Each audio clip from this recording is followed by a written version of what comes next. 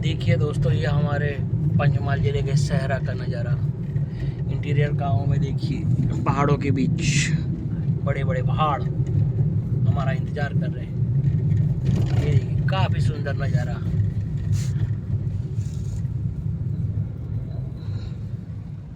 और आगे भैंस चल रही है। ये भाई साहब भैंस चरा रहे हैं। भैंस आप देख सकते हैं हमारे ये यूट्यूब चैनल पे गांव वाले किस तरह से अब अत्याधुनिक साधनों का उपयोग करके अपने घास को ले जा रहे हैं।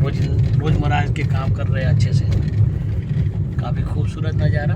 ये देखिए, यहाँ पे चेतावनी आ गई है पानम डैम की। काफ़ी खूबसूरत नज़ारा यहाँ पर आप देख सकते हैं। वादियाँ काफ़ी अच्छी, एकदम साफ सुथरी। કઈ બાજુ પર દાણેશ સીધું જ છે, બતાવો।